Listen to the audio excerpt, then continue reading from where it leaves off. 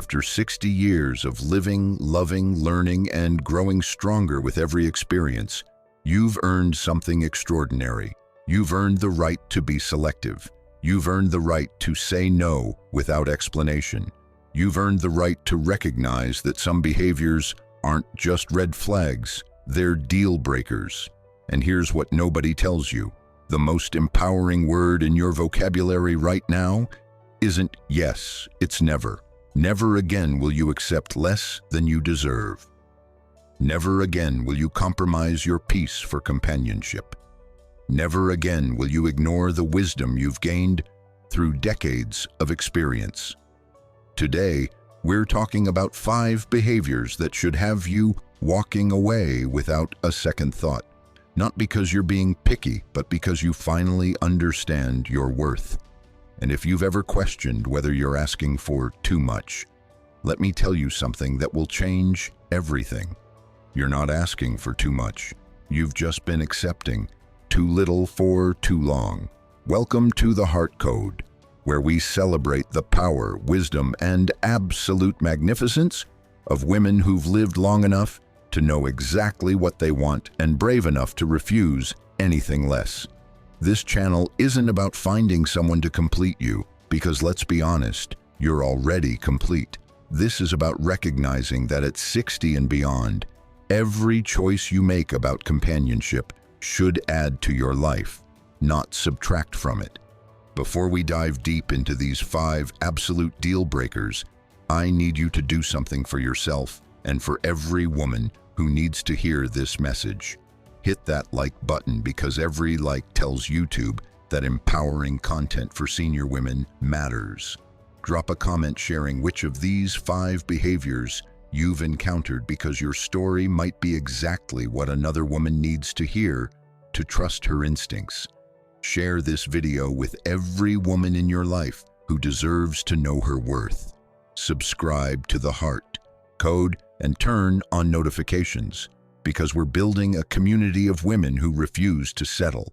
And if this message resonates with you, if it gives you the courage to stand firm in your standards, consider supporting the channel with super thanks. Every contribution helps us reach more women with this empowering message. Now, let's talk about why this conversation is so crucial. Society has spent decades telling women over 60 that they should be grateful for any attention, any companionship, any man who shows interest. That narrative is not just outdated, it's dangerous. It's dangerous because it suggests that your value decreases with age, when the opposite is true. Your value increases because your wisdom increases, your clarity increases, your understanding of what truly matters increases. You are not desperate. You are not running out of time. You are not lucky to find someone at your age. He is lucky if you choose him. And that mindset shift from feeling fortunate to be chosen to understanding that you do the choosing, that's everything. The foundation, understanding your position of power. Before we explore these 5 behaviors you should never accept, we need to establish something fundamental about your position in life right now. At 60 and beyond, you're not entering the dating world from a position of weakness. You're entering it from a position of unprecedented strength. Think about what you've accumulated over 6 decades. You've accumulated financial independence or the wisdom to create it. You've accumulated a home that reflects your taste, your comfort, your standards. You've accumulated friendships that have been tested and proven over years. You've accumulated hobbies, interests, routines, and rituals that bring you joy. You've accumulated the ability to be alone without being lonely. You've accumulated peace. Now, when someone enters your life, they're not filling a void. They're potentially adding to an already rich existence. This is critical to understand because it changes everything about how you evaluate behavior. You're not asking, can I tolerate this? You're asking, does this enhance my already beautiful life? And if the answer is no, you have the absolute freedom to walk away. You don't need to fix him. You don't need to wait for him to change. You don't need to lower your standards to match his capacity. You simply need to recognize that what he's offering doesn't meet what you require and move on with your magnificent life intact. This isn't about being harsh or unforgiving. This is about recognizing that at this stage of life, your time is literally your most precious resource. Every day you spend with someone who diminishes your peace is a day you're not spending in joy, creativity, friendship, personal growth, or simply enjoying the life you've worked so hard to build. Every moment you invest in trying to change someone is a moment you're not investing in yourself.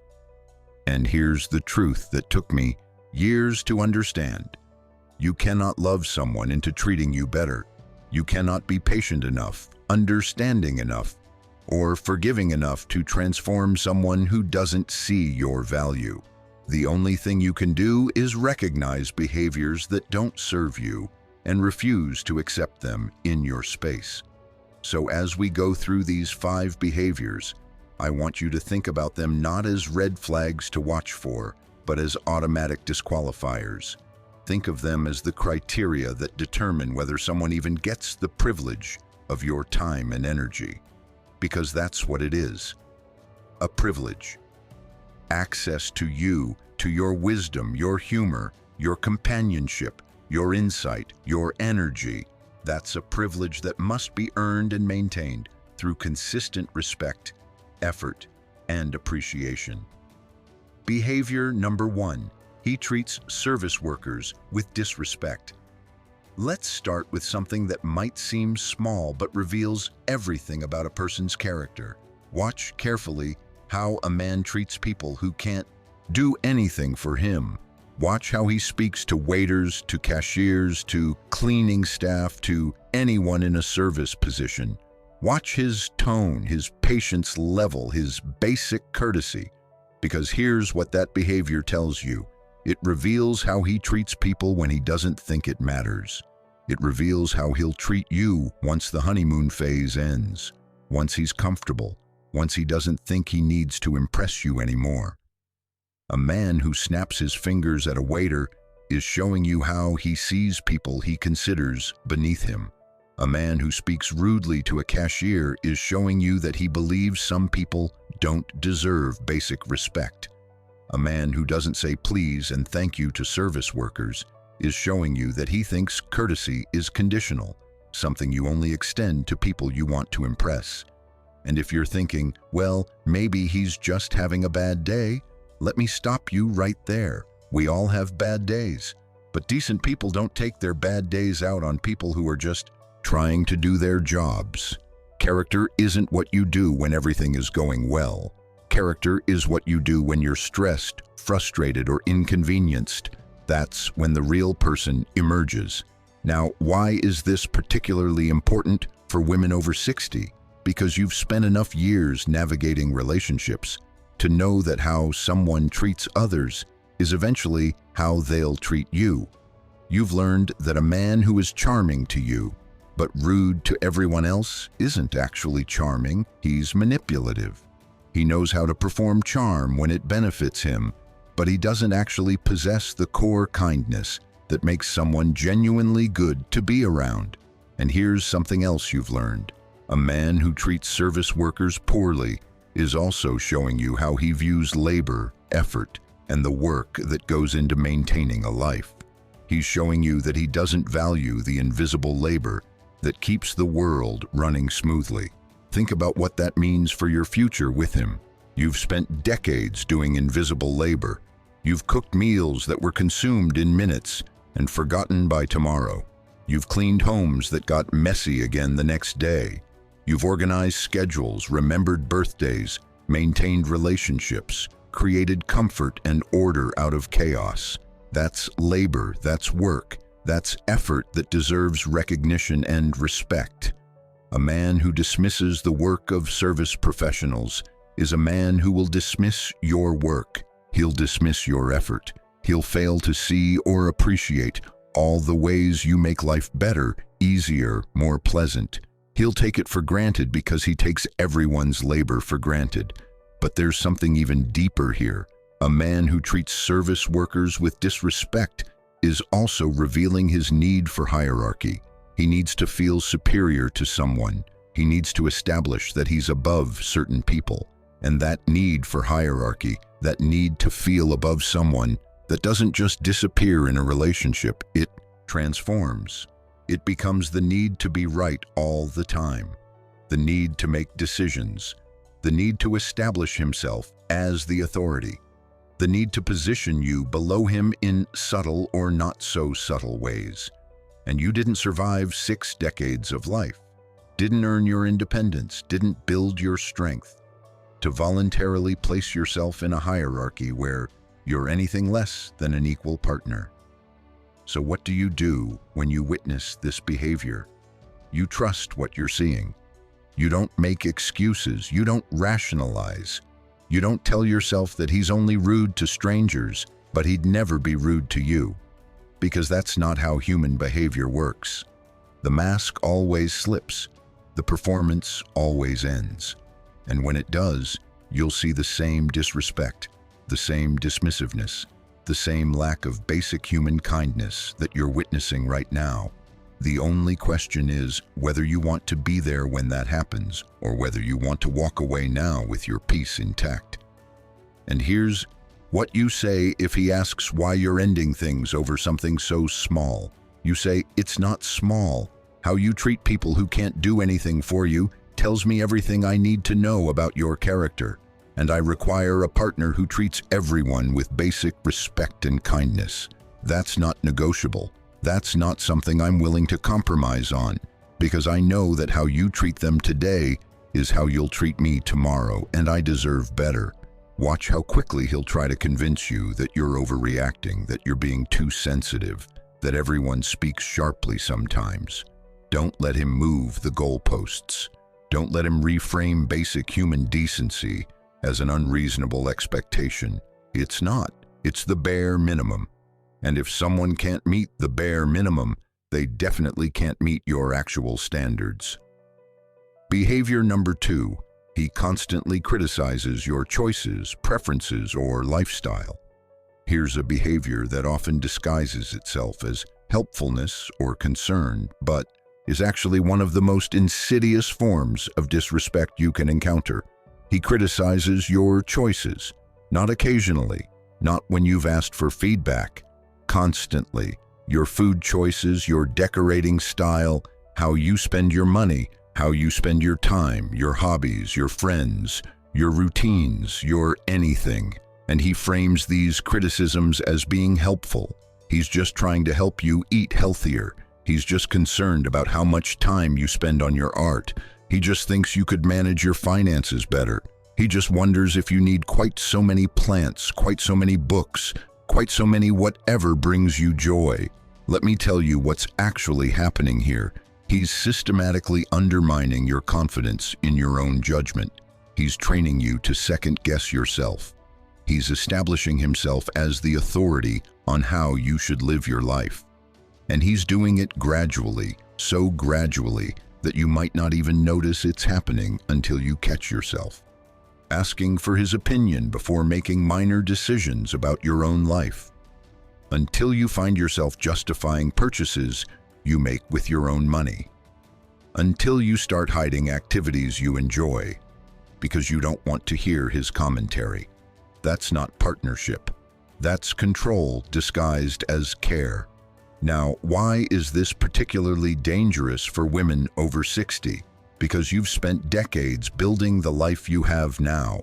Every choice you've made, every preference you've developed, every aspect of your lifestyle represents years of learning what brings you joy, what gives you peace, what makes your life worth living. You didn't arrive at your current life by accident. You created it deliberately through trial and error, through learning what works for you and what doesn't, through honoring your authentic self even when the world told you to be someone else.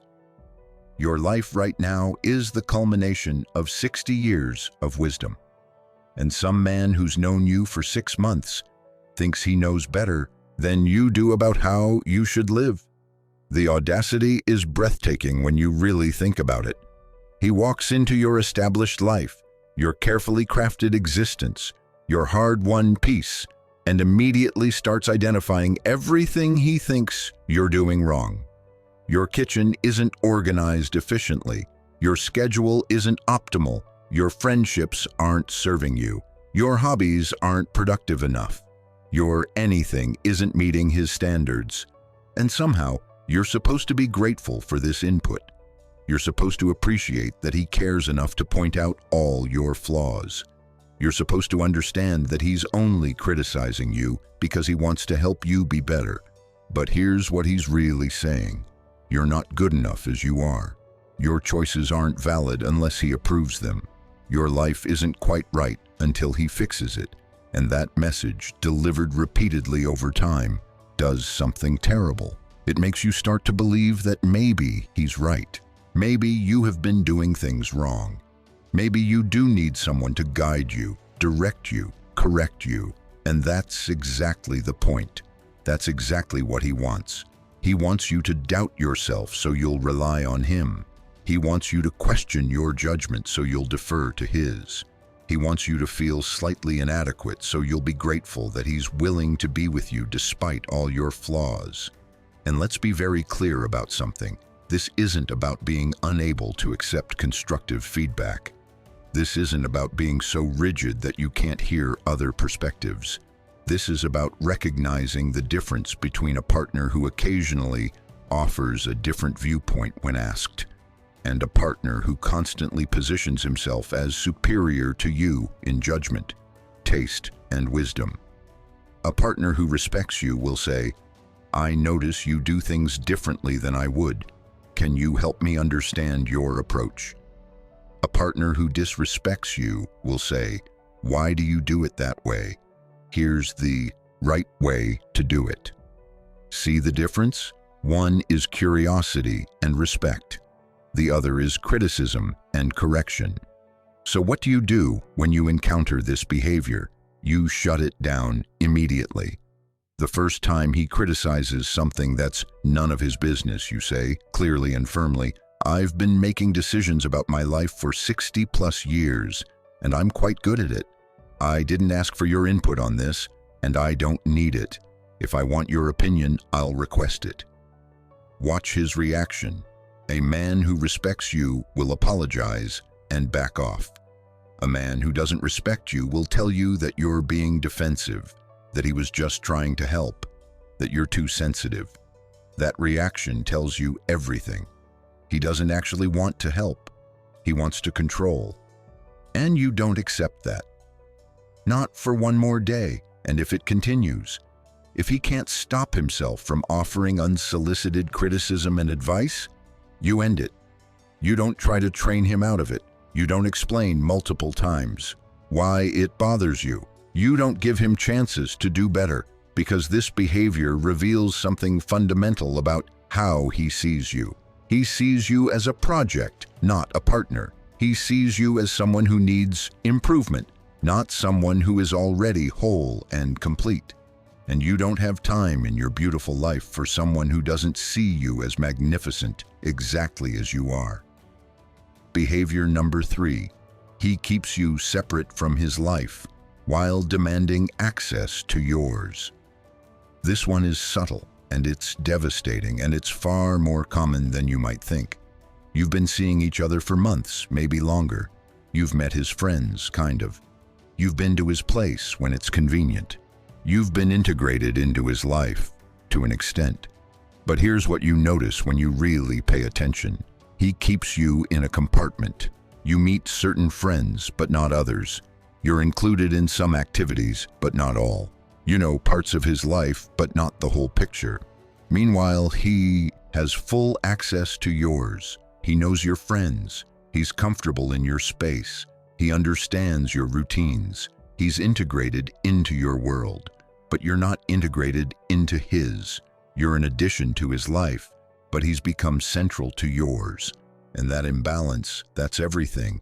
Let me tell you what this behavior means. It means he's keeping his options open. It means he's not fully committed. It means he's compartmentalizing you so that if something better comes along, if circumstances change, If he simply decides he's done, he can extract himself with minimal disruption to his life. You're convenient, but you're not essential. You're enjoyable, but you're not permanent. You're good for now, but you're not the future. And meanwhile, you're building a real relationship.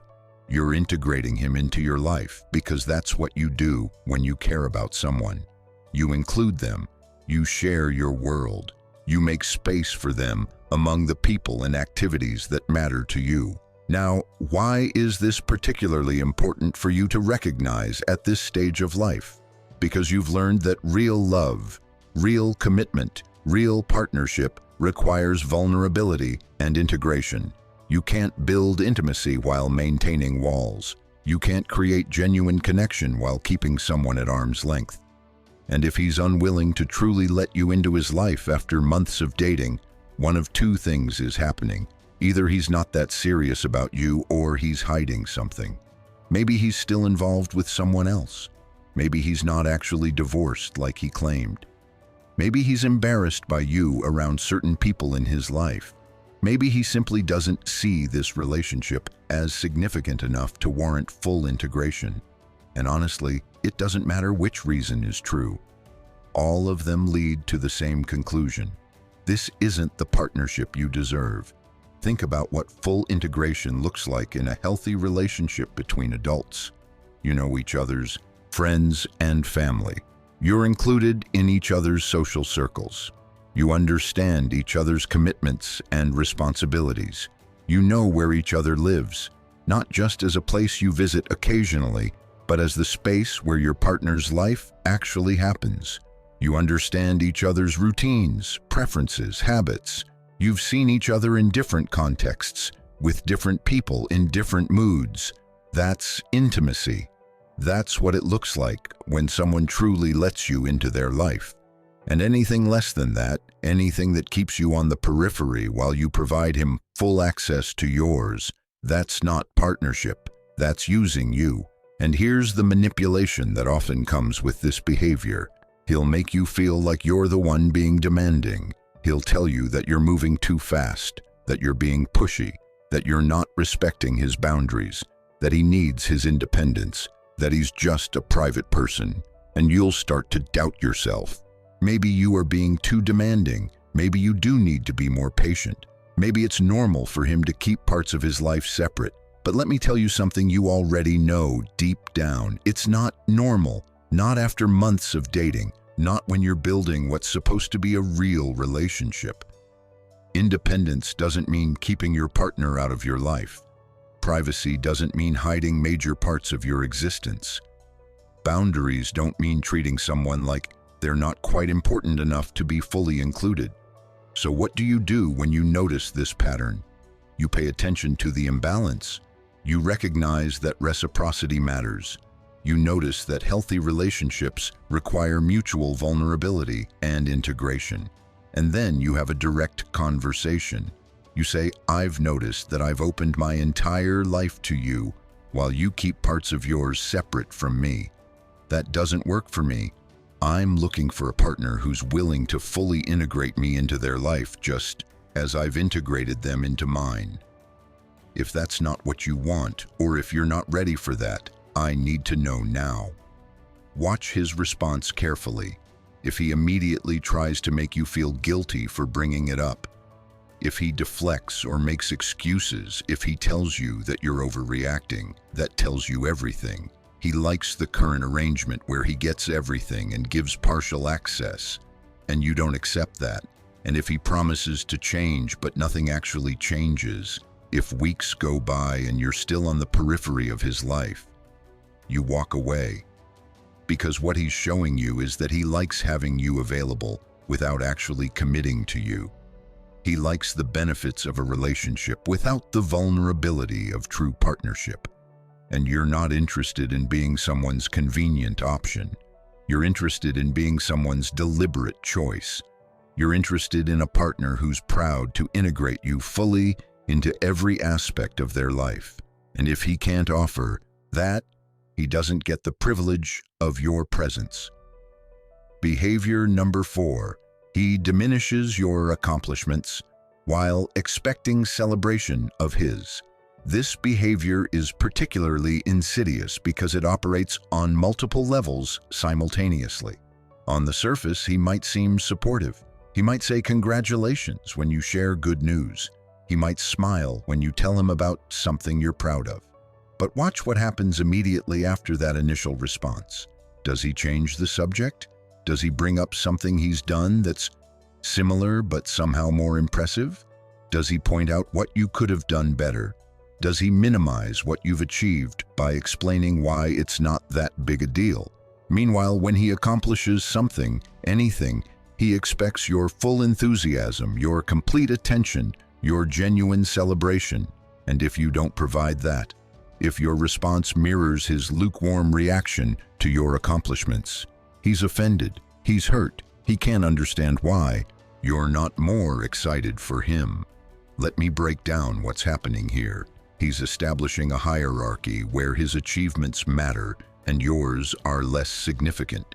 He's training you to provide emotional labor while he provides very little in return. He's positioning himself as the star of the relationship while you're supposed to be the supportive audience. And he's doing it so gradually, so subtly, that you might not even realize it's happening until you notice that you've stopped sharing your good news with him because you know it won't be received with genuine enthusiasm. You've learned to downplay your accomplishments so he doesn't feel threatened. You've learned to make yourself smaller so he can feel bigger. And that's not love, that's ego management. Now, why is this particularly damaging at this stage of your life? Because you've accumulated real accomplishments. You've built a career or multiple careers. You've raised children if you chose to have them. You've created homes, maintained relationships, developed skills, overcome challenges, survived losses, and emerged stronger. You've earned degrees, started businesses, created art, traveled solo, reinvented yourself, learned new technologies, adapted to changing worlds, and done all of it while navigating a society that constantly undervalued women's contributions. Your life is a testament to resilience, capability, and strength. And some man thinks he gets to diminish that so he can feel superior. The audacity is stunning. You've accomplished more in your 60-plus years than many people accomplish in 2 lifetimes. And he wants you to treat his achievements as more worthy of celebration than yours. He wants you to ooh and ah over things that pale in comparison to what you've done. He wants you to provide the kind of enthusiastic support he's unwilling or unable to provide to you. And the cruelest part is that he often does this while benefiting from your accomplishments. He enjoys the home you've created. He benefits from the financial stability you've built. He appreciates the wisdom you've accumulated. He loves what you've accomplished when it serves him. He just doesn't want to acknowledge or celebrate those accomplishments directly. And here's the deeper damage this behavior causes. It makes you start to doubt the significance of your own achievements. If someone you care about consistently treats your accomplishments as less important than his, you start to internalize that message. You start to think that maybe what you've done isn't that impressive. Maybe you're making too big a deal out of things that aren't actually significant. Maybe you should be more humble, less proud, less likely to share your successes. And that internalization, that's where the real harm happens, because you've earned the right to be proud of what you've accomplished. You've earned the right to celebrate your successes. You've earned the right to have a partner who is genuinely thrilled by your wins, not threatened by them. So what does a healthy response look like? A partner who respects and values you, gets genuinely excited about your accomplishments. He asks questions. He wants to know details. He tells other people about what you've achieved with obvious pride. He celebrates your wins as enthusiastically as he expects you to celebrate his. He doesn't feel threatened by your success because he understands that you're partners, not competitors. Your achievements don't diminish his. His accomplishments don't overshadow yours. You're both accomplished individuals who chose to build a life together, and you celebrate each other's individual growth and success. What do you do when you encounter the diminishing behavior? You stop seeking his validation. This is critical. Stop telling him about your accomplishments, expecting genuine enthusiasm. He's shown you he can't or won't provide that. Instead, share your successes with people who genuinely celebrate you. Your friends, your family, your community, the people who have consistently shown up with authentic joy for your wins. And when he expects your celebration of his accomplishments, you mirror the energy he gives you, not out of pettiness, but out of self-preservation. You stop pouring emotional labor into someone who doesn't reciprocate. You stop making yourself small so he can feel big. You take up your full space, celebrate your full self, and refuse to dim your light for anyone. And if he complains about your reduced enthusiasm for his achievements, if he accuses you of not being supportive, that's your opportunity for a direct conversation. You say, "I've noticed a pattern where my accomplishments are minimized or dismissed, while your achievements are expected to be celebrated enthusiastically. That imbalance doesn't work for me. In a partnership, we celebrate each other equally. We're excited for each other's wins. We support each other's growth. If you can't do that, if you need to be the only star in this relationship, then this isn't the right partnership for me." Watch whether he can hear that without getting defensive, without making excuses, without turning it around on you. That response tells you whether this is someone capable of true partnership or someone who needs you to play a supporting role in the movie of his life. Behavior number 5. He pressures you to change your living situation to accommodate him. Here's the behavior that often presents itself as a natural progression of the relationship, but is actually a strategic move to gain control and convenience. He starts suggesting changes to your living situation. Maybe he wants you to move in together, and by together, he means move into his place or find a new place that he has equal say in designing, even though you've spent years creating a home that perfectly suits you. Maybe he wants a key to your place so he can come and go freely while being vague about when you can access his space. Maybe he wants to start leaving his things at your place, slowly colonizing your carefully maintained sanctuary. Maybe he starts criticizing aspects of your living situation. Your neighborhood is too far from his work. Your apartment is too small for both of you. Your decorating style needs updating. Your anything needs to change to accommodate his preferences or needs. Let me be very clear about what this behavior represents. Your living situation, whether you own or rent, whether it's a house or an apartment, whether it's large or small, represents your autonomy. It represents your right to control your own space, your own environment, your own sanctuary. It represents the life you've built independently, the choices you've made about where and how you want to live. And after 60 years of life, after decades of possibly accommodating other people's preferences, after finally reaching a point where your home is exactly as you want it, some man thinks you should upend all of that to make his life more convenient. Now, I'm not saying that living arrangements never change in relationships. I'm not saying that couples never successfully move in together or make adjustments to accommodate partnership.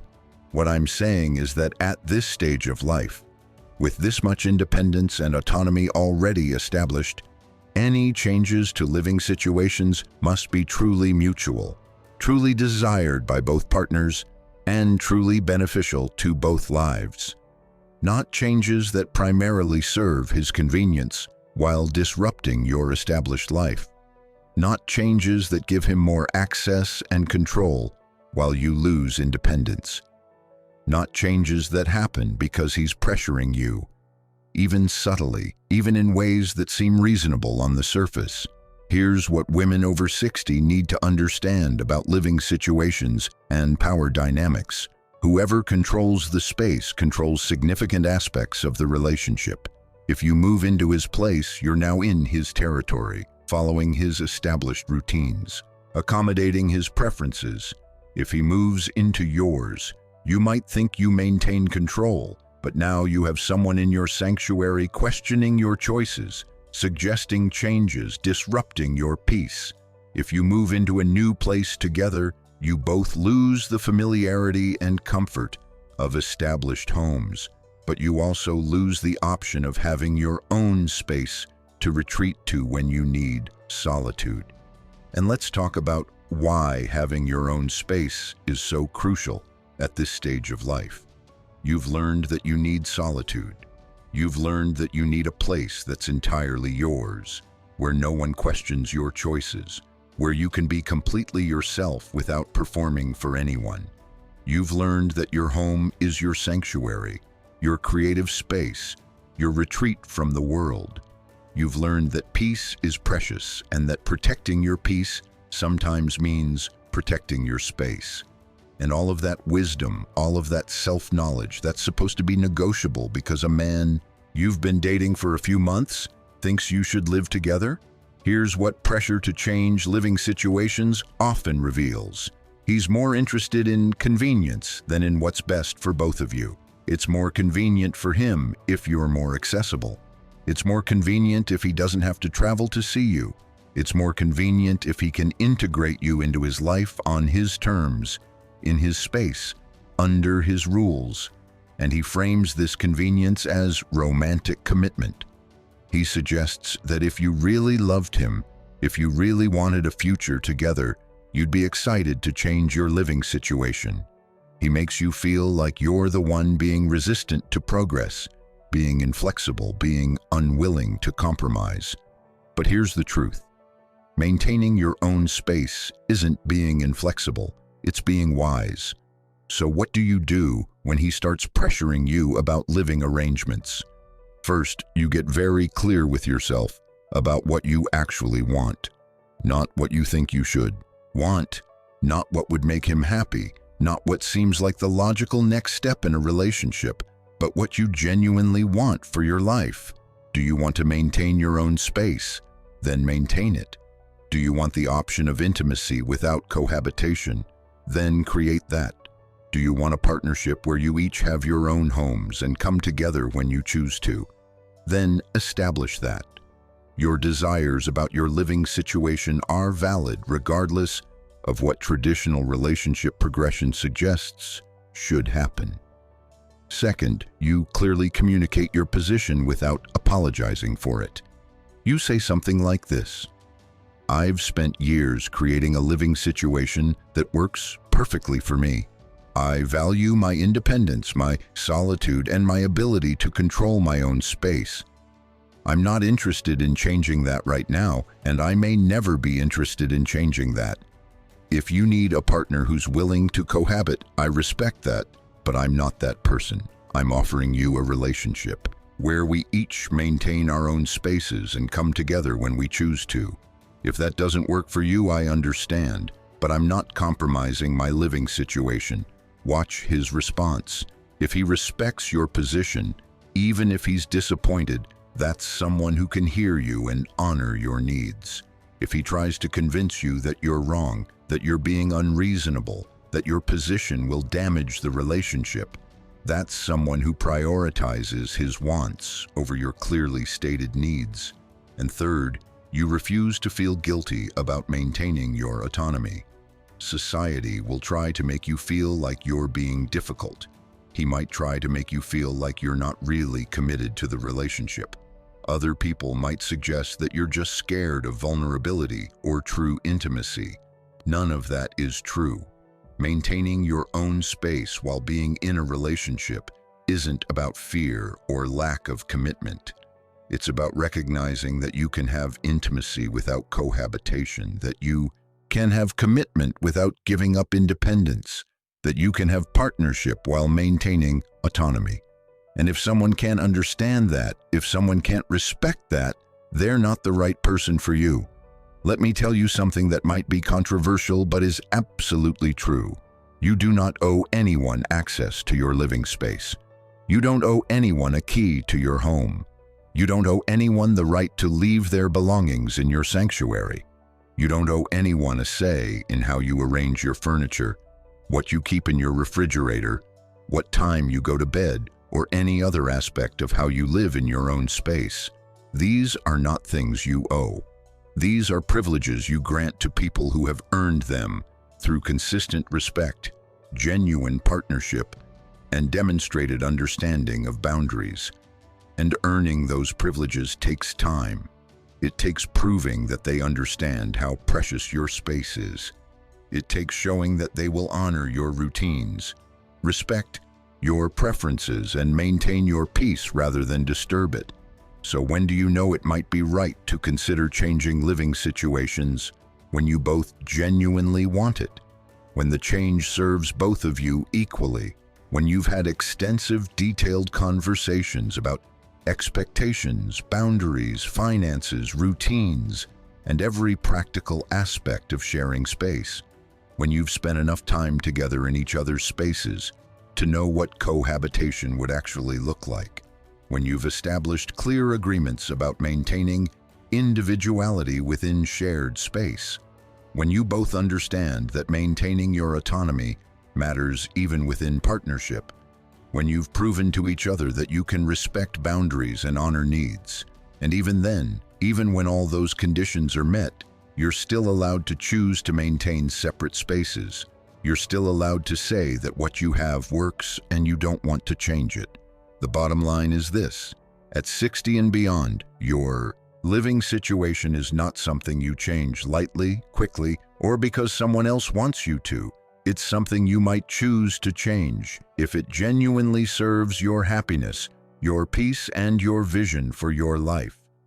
And if a man can't respect that, if he can't honor your need for autonomy and space, he's not the right partner regardless of how wonderful he seems in other ways. Synthesis. Recognizing the pattern. Now that we've explored these 5 behaviors individually, I need you to see something crucial. These behaviors aren't random. They're not isolated issues that happen to show up in problematic relationships. They're connected. They're part of a larger pattern, and that pattern reveals a fundamental approach to relationships that is incompatible with the empowered, autonomous life you've built for yourself. Look at what connects all 5 behaviors. Disrespecting service workers reveals someone who believes in hierarchy and thinks some people deserve less consideration. Constantly criticizing your choices reveals someone who thinks they know better than you about your own life. Keeping you separate from their life reveals someone who wants connection without commitment, intimacy without vulnerability. Diminishing your accomplishments reveals someone who needs to be superior, who needs you to be smaller so they can feel bigger. Pressuring you about living situations reveals someone who prioritizes their convenience over your autonomy. Do you see it? Every single one of these behaviors reveals the same core problem. He doesn't see you as an equal partner. He sees you as someone he can mold, control, access on his terms, and benefit from without providing equal consideration, respect, or effort. And here's what you need to understand. These behaviors get worse over time, not better. That man who's rude to waiters today will eventually speak to you that way. That man who criticizes your choices now will eventually try to control more and more aspects of your life. That man who keeps you on the periphery now will continue to maintain emotional distance even as he demands more from you. That man who diminishes your accomplishments now will eventually resent any success you achieve. That man who pressures you about your living situation now will eventually push boundaries in other areas of your life.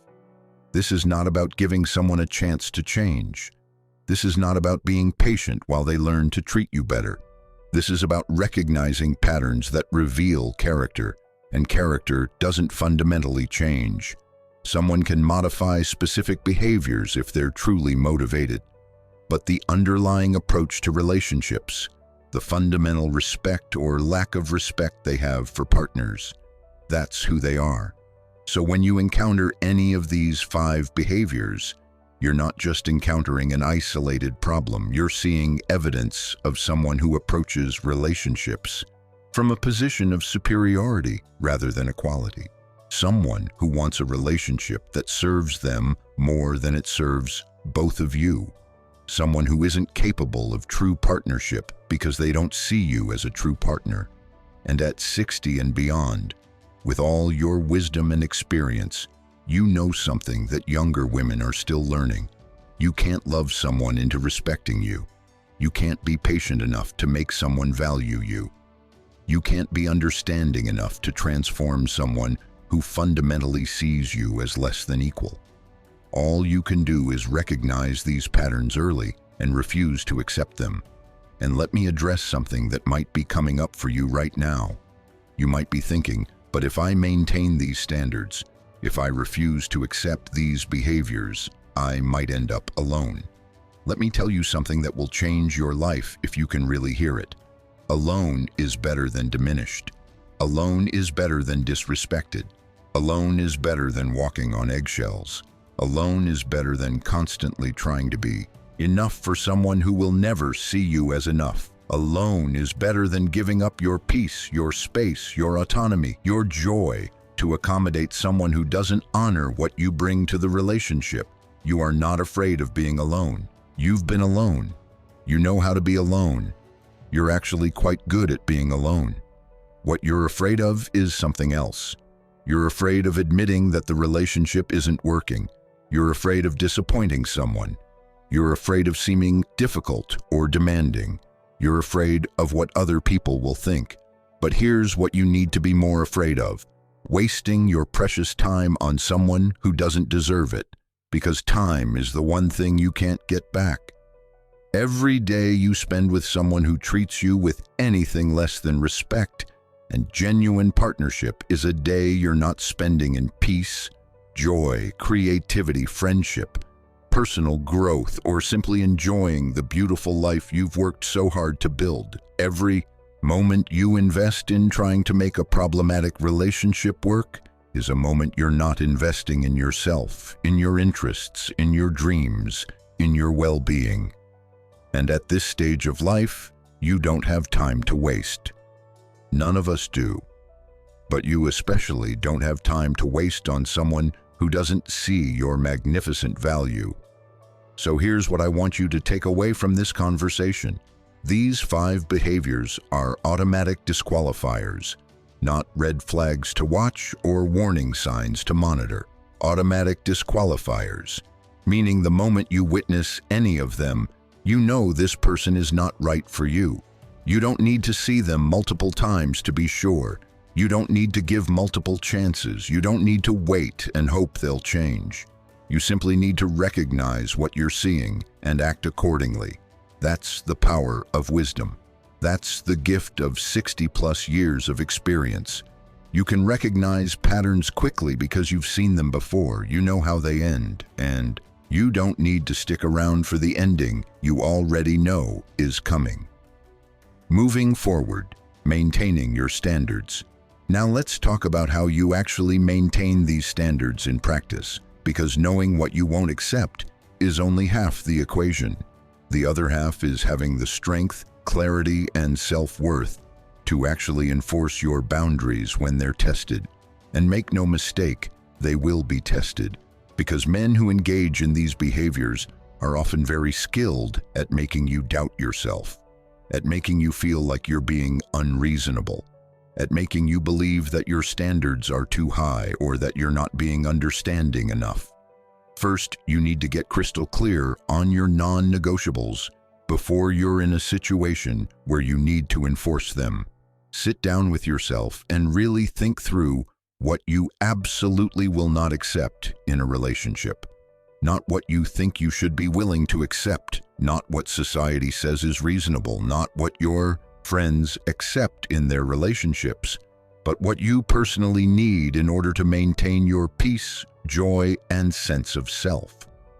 Write them down. Make them concrete, because when you're in the moment, when someone is pushing back on your boundaries, when you're being made to feel guilty for having standards, you need to be able to refer back to what you decided when you were clear-headed and not emotionally involved. Second, you need to trust your instincts immediately. This is crucial. The moment you witness behavior that bothers you, the moment you feel that little twist in your gut that says something isn't right, trust that. Don't rationalize it away. Don't tell yourself you're overreacting. Don't wait to see if it happens again. Your instincts are honed by 60+ years of experience. They're based on pattern recognition that's developed over decades. They're almost always right. And when you ignore them, when you tell yourself you're just being too sensitive or too picky, you're not being fair to the other person. You're teaching yourself not to trust yourself. You're undermining the very wisdom that's supposed to protect you. Third, you need to be willing to have difficult conversations early and directly. The moment you notice problematic behavior, you address it. Not in a confrontational way, not in an accusatory way, but clearly and directly. You say, "I noticed that you spoke rudely to the waiter. That doesn't align with my values. I need a partner who treats everyone with respect." You say, "I noticed that you criticized my choice about something that's really not your concern. I make my own decisions about my life, and I need you to respect that." You say, "I've noticed an imbalance in our relationship where I'm fully integrated into your life, but you keep parts of yours separate from me. That doesn't work for me." These conversations are uncomfortable. They're supposed to be uncomfortable, but they're necessary because they reveal whether this person is capable of hearing feedback, respecting boundaries, and adjusting behavior. Fourth, and this is critical, you pay attention to responses rather than promises. Anyone can say, "You're right, I'm sorry, I'll do better." Words are easy, promises are cheap. What matters is what happens next. Does the behavior actually change? Does change last, or does the old pattern reemerge after a few days or weeks? When you bring up a concern, does he get defensive and turn it around on you? Or does he actually hear you and take responsibility? Does he respect the boundary you set, or does he keep testing it, pushing it, trying to make you feel guilty for having it? The response to your boundaries tells you everything you need to know about whether this person is capable of true partnership. Fifth, you need to be prepared to walk away. This is the hardest part, but it's also the most important. All the standards in the world mean nothing if you're not actually willing to enforce them. If you're not willing to end a relationship when someone repeatedly crosses your boundaries, then you don't actually have boundaries. You have preferences that you'll compromise on when you feel lonely, when you're afraid of being alone, when someone makes you feel guilty for expecting respect.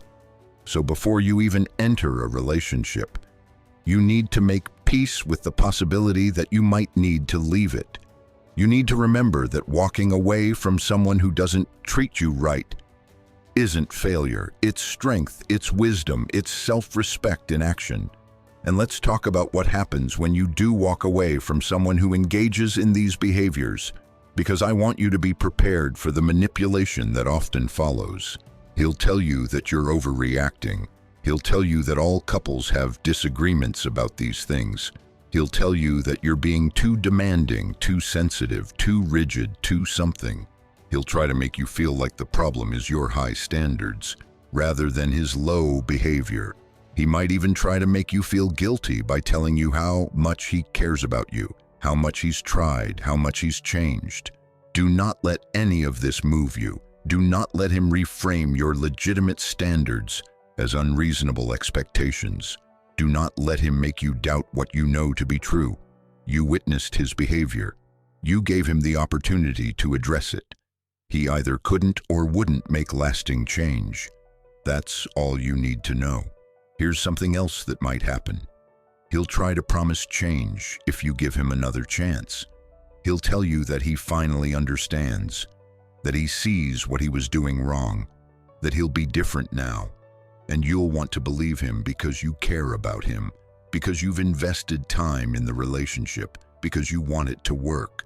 But here's what 60 years of life should have taught you. People don't fundamentally change their character. They can modify specific behaviors if they're truly motivated.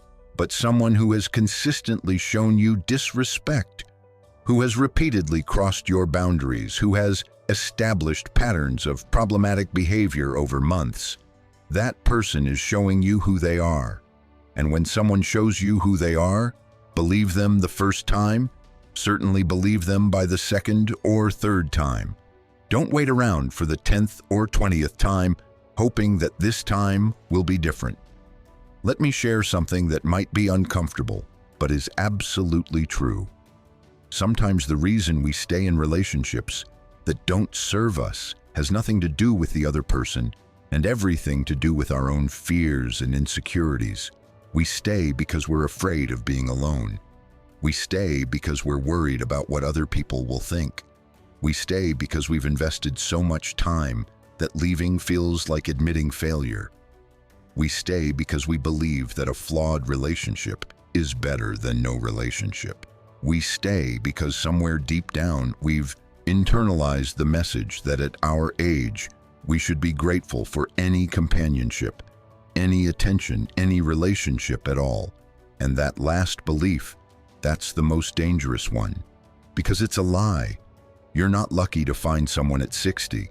Someone is lucky to find you at 60. You at 60 are wiser, stronger, more interesting, more self-aware, more capable, more valuable than you were at 20, 30, 40, or 50. You bring decades of experience, wisdom, emotional maturity, financial stability, life skills, and perspective to a relationship. You're not desperate, you're selective, and there's a massive difference. So what does maintaining your standards actually look like in daily practice?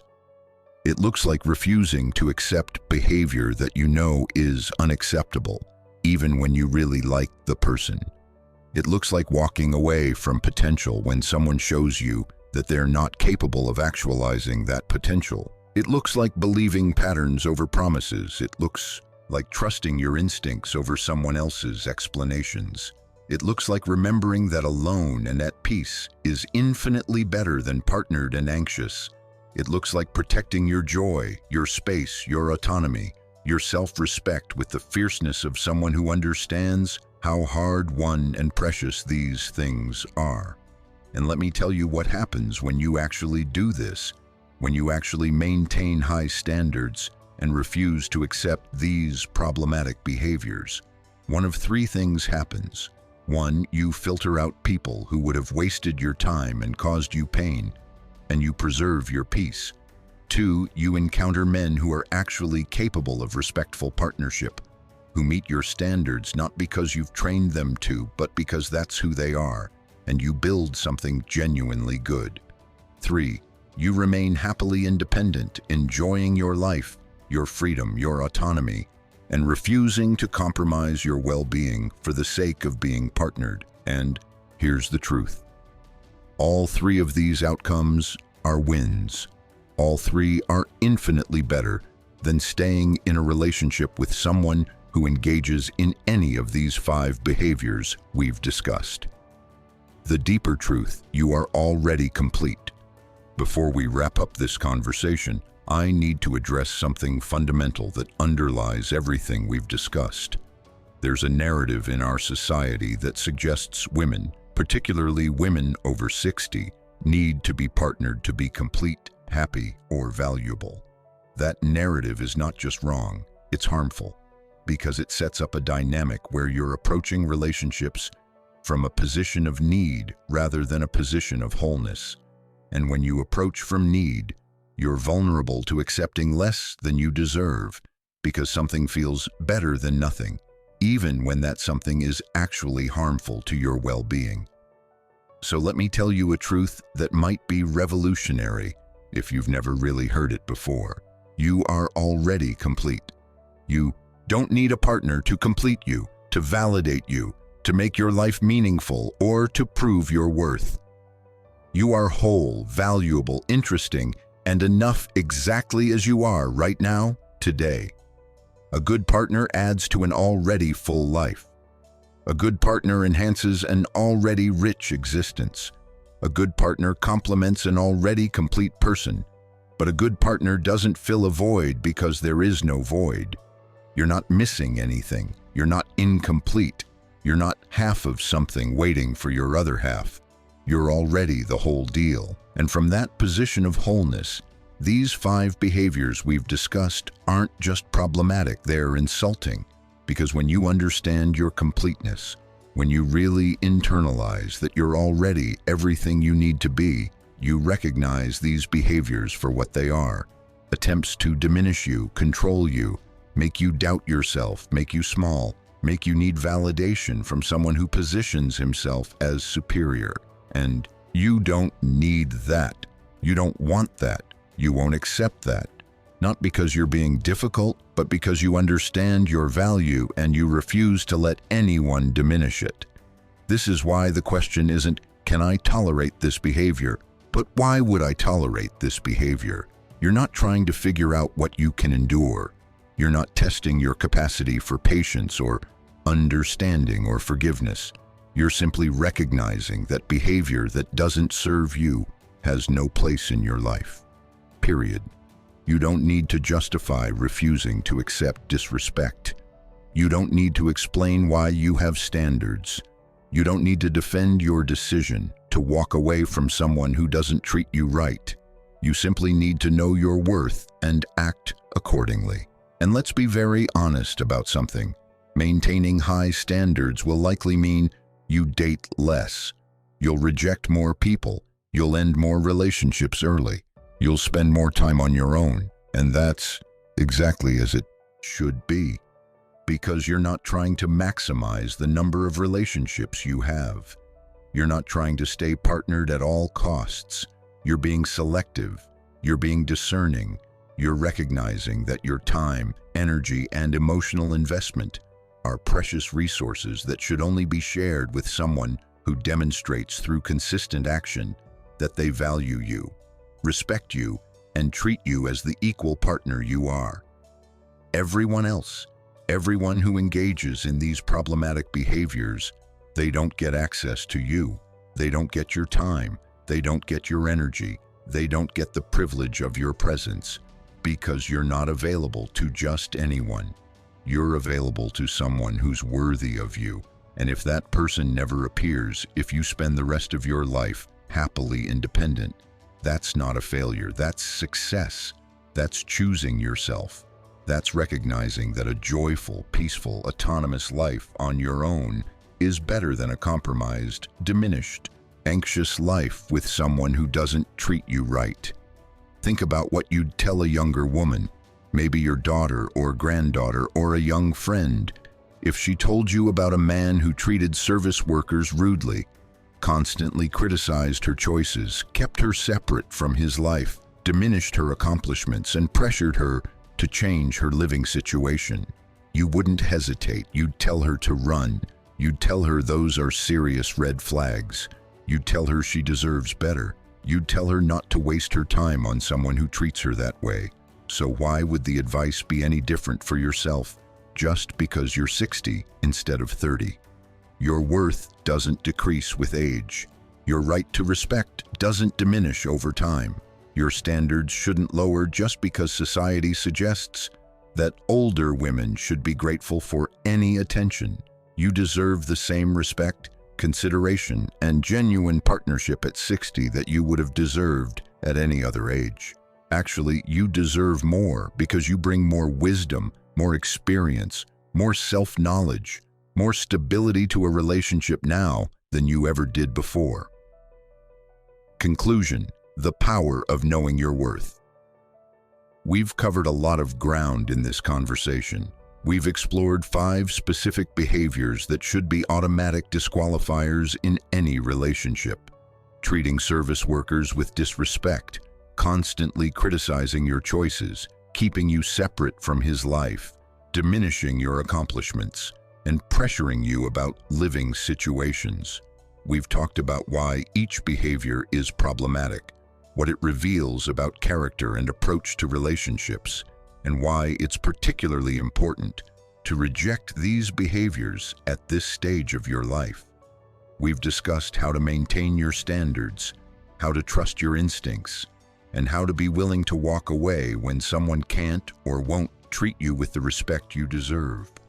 But beyond all the specific advice and detailed analysis, there's a simpler truth that underlies everything we've discussed.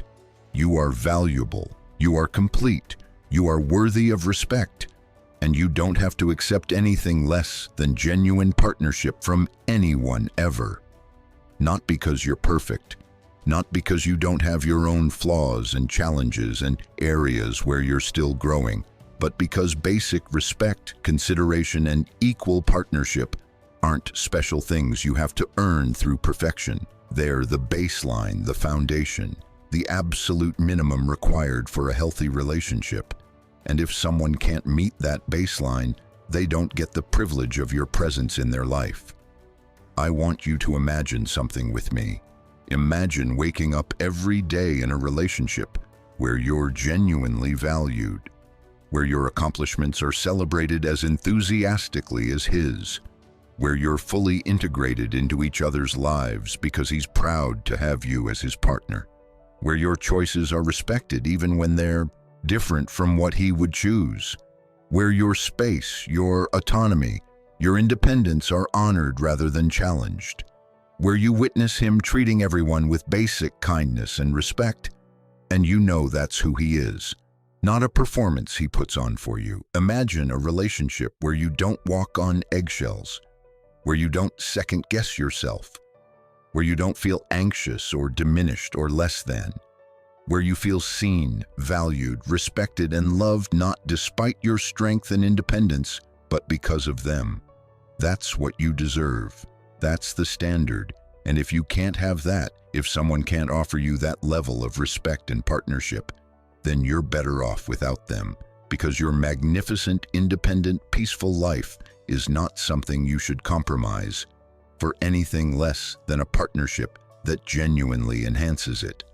And if you're sitting there thinking, but relationships require compromise, let me clarify something crucial. Yes, relationships require compromise on logistics, on preferences, on where to eat dinner and what to watch and how to spend holidays.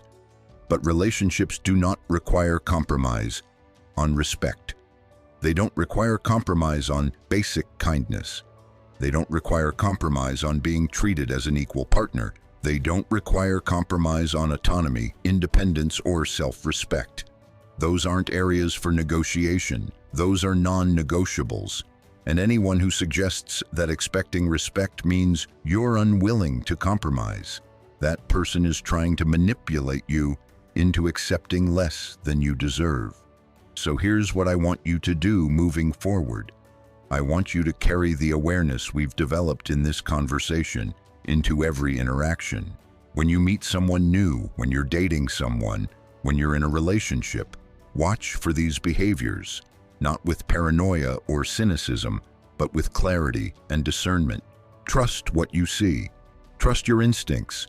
And when you witness any of these 5 behaviors, remember that they're revealing something fundamental about character and approach to relationships.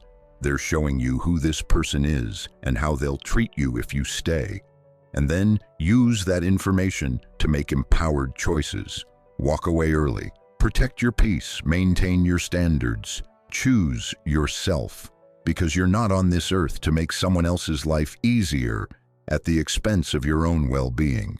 You're here to live fully, joyfully, authentically, in alignment with your values and in honor of the wisdom you've accumulated over 6 decades of living. And let me leave you with this final thought.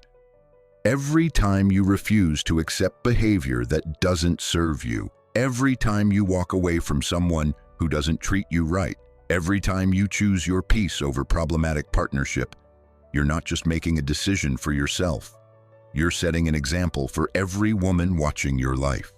You're showing your daughters, your granddaughters, your friends, your community what it looks like to value yourself, You're demonstrating that women don't lose value with age. We gain power.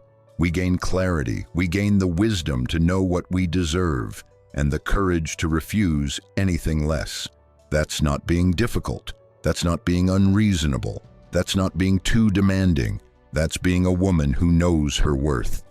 And there is nothing more powerful than that. Thank you for spending this time with me here on The Heart Code. If this message resonated with you, if it gave you clarity or courage or confirmation that your standards are not too high, please take a moment right now to like this video. Your like tells YouTube that this content matters, that empowering messages for women over 60 deserve to be seen by more people. Drop a comment below. Tell me which of these 5 behaviors you've encountered. Share your story of walking away from someone who didn't treat you right, or simply let me know that this message reached you when you needed it. Your comment might be exactly what another woman needs to read to trust her instincts. Share this video with every woman in your life who needs to hear this message. Share it with your friends, your sisters, your daughters who might be worried about your independence. Share it with any woman who's questioning whether her standards are too high or whether she should give someone one more chance. This message needs to reach women everywhere who are being told they're too demanding, too picky, too selective, when really they're just finally understanding their worth. Subscribe to The Heart Code if you haven't already, and turn on those notifications. We're building a community of women who refuse to settle, who celebrate independence, who understand that being 60 and fabulous is not about finding someone to complete us, but about honoring the complete, magnificent lives we've already built. Every video on this channel is designed to empower you, to remind you of your strength, to celebrate your wisdom, and to support your right to live exactly as you choose. And if this content has truly impacted you, if it's helped you make better decisions, protect your peace, or simply feel less alone in your standards, please consider supporting the channel with super thanks. Your support helps us continue creating this content, reaching more women, and building this community of empowered, independent, magnificent women over 60 who refuse to accept anything less than they deserve. Remember, you are not too demanding. You are finally demanding enough. You are not too picky. You are finally selective. You are not difficult. You are finally clear about what you will and will not accept. And that clarity, that strength, that willingness to walk away from what doesn't serve you, that's not a flaw. That's your power. That's your wisdom. That's your worth showing itself in action. Never apologize for it. Never compromise it. Never let anyone convince you that knowing what you deserve makes you unreasonable. It makes you wise. And at 60 and beyond, wisdom is your superpower. I'll see you in the next video where we'll continue celebrating the power, independence, and absolute magnificence of women who've lived long enough to know their worth and brave enough to honor it. Until then, stay strong, stay clear, and never accept less than you deserve. You're not just living at 60 and beyond. You're thriving, and that's exactly as it should be.